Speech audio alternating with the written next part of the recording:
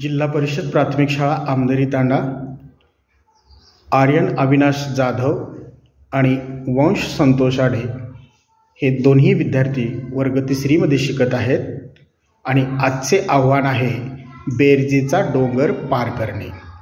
कमीत कमी वेळेमध्ये हा बेरजेचा डोंगर जो कोणी पार करेल तो आजच्या आव्हानाचा विनर असेल।